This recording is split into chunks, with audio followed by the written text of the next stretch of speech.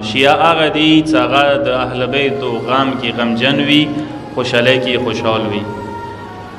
نو خوشحالۍ هم ما او تاسو چهرې سره تعلق لري، هم ما او تاسو ظاهر سره تعلق لري. انسان په کار دی ظاهره داسې جوړ کړي چې هغه کم از کم پاتې وي چې یاره دا سړی غمجن دی. خصوصا بیا مجلس حوالې سره چې انسان مجلس کې کینی، مجلس کې کم از کم انسان هم جوانانو تایم، هم خاص کر خویند و میندو تایم چې مجلس د پکار دی دی شان سره مراشو چې ما او تاسو ظاهر نه، لباس نه، شکل نه، صورت نه پاته ولګیږي چې دا چې ته د غم مجلس ته روان دی، دا چې ته مجلس آزاد سی، دا چې ته مصیبت ولا مجلس ته روان دی. یا دغه زنانه، دغه مؤمنه د غم او د عزا او د مصیبت مجلس ته روانه دی. انسان په کار ځان پس سترګې وغړی، ځان ته لږ خپل ګریوان کې انسان سترګې وغړی چې ما کومې جامې چولی دي، مثلا ما کوم فیشن کړی دی، مثلا آیا دا مجلس حسین سره د بیبي زوی زهرا بیبي سلام الله علیها زوی غم سره تعلق و مناسبات لري او نه لري؟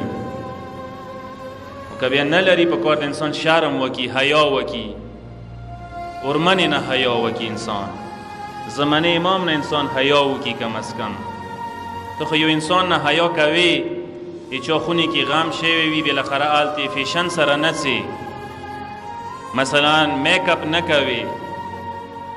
اما چې کله د زهرا بیبي زوی غم ته رسي هلته میک اپ د نه نقض کیږي، لباس حواله سره، فیشن حواله سره د نقضا نه کیږي. نو ته یاد وساته چې تاسو مجلس کې، مو تاسو مجلس کې بیبي زهرا رچی تشریف راوړي. د دغه مجلس او بندوبست د ما او تاسو ته وسیله یو. اصل د مجلس بندوبست خپل اهل بیت کوي.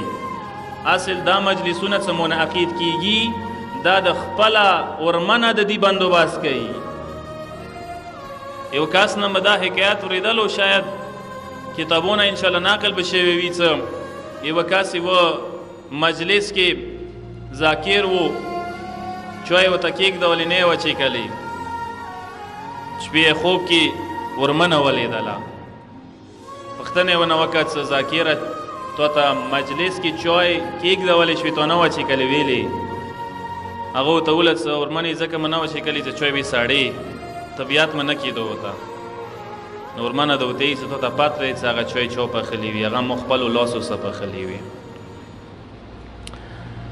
مقصد دا دی چې دغو مجلسو بندوبست خپله ورمنه کوي، سجاد مولای کوي، ما او تاسو زمانه امامي کوي.